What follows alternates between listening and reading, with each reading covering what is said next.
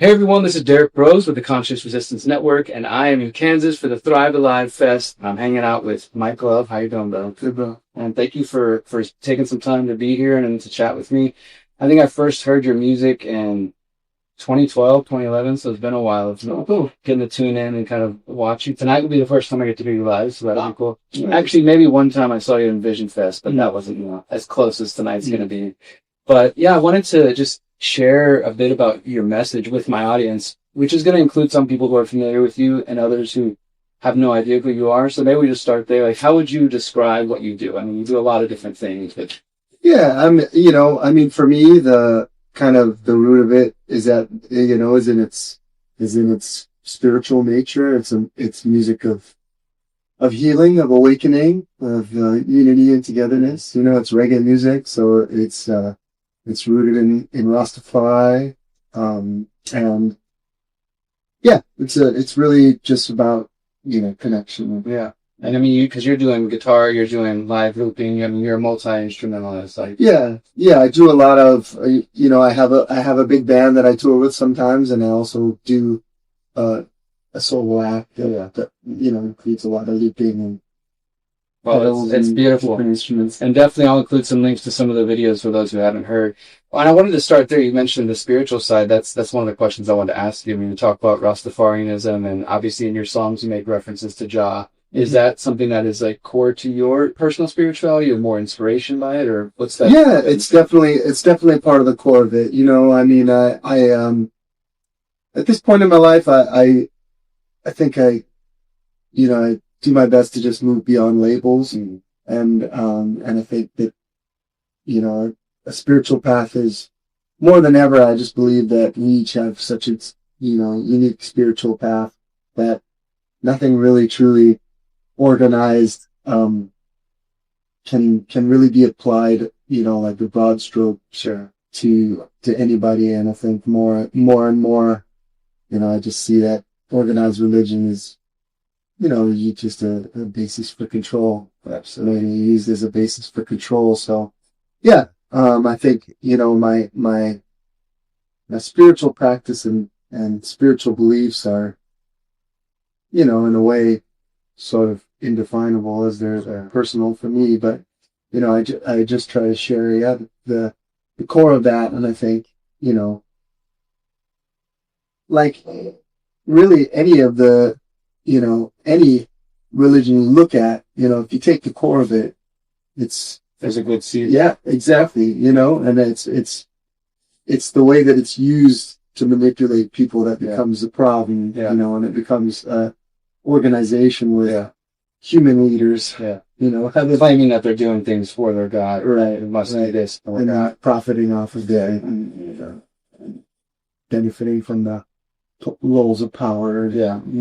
Cool, man. Yeah, I appreciate you sharing that. I know that it is a personal thing, but obviously, anybody who's listening to your music can tell there's that deep belief in a creator. It's just, some, kind of something that is beyond words. Right, and it's reggae music, so all of the music that's influenced me in that is Rasta music. And so there's a lot of different kinds of reggae music, Sure. but the kind of music that has inspired me is really the roots reggae that was born out of Jamaica in the 70s and the 80s. That's very much rooted in the spiritual practices of Rastafari, and yeah. Cool, man. That's kind of where that core comes from, and all the music that I do, even the stuff that's not written. Well, I think what I appreciate about that, and which is unique to your music and maybe some others, that allows people, let's say if they're a Christian or whatever sort of label they might want to attach to themselves, they could still listen to what you're speaking about, which is a deeper kind of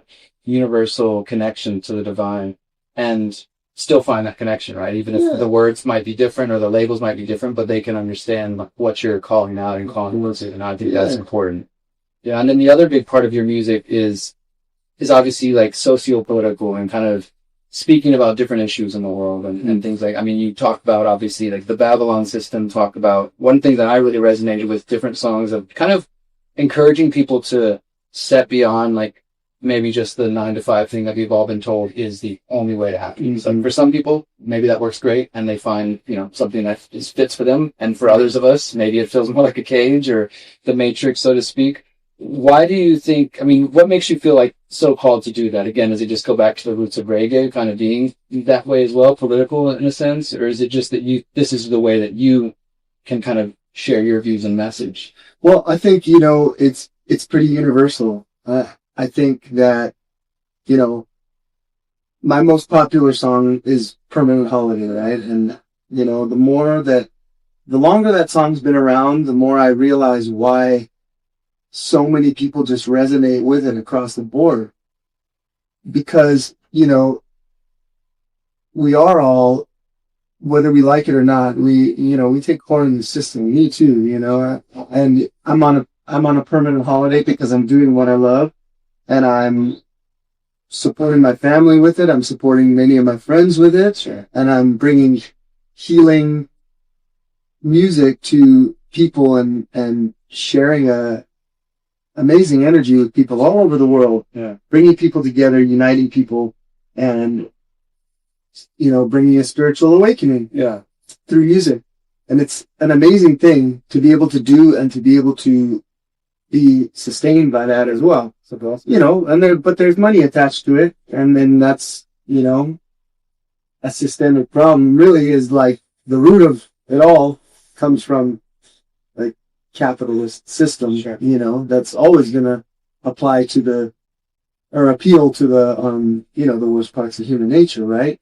So taking part of that, is still, being part of the system, right? So it's like, sorry, I got off on a tangent. You're good. But I think what you're saying there, though, is that you're still, though, able to provide for yourself, do something that you love, help millions of other people, and then still, even with that, there's ways that we are all still plugged in to these systems that we might not want to be a part of just because of the nature of the world we're born in. Right. But thinking about that, people resonate with it so much because, yeah, of course, we all in one way or another are enslaved by this system. And I think, people that are stuck in jobs that they hate are definitely, feel that more than anybody else. Right.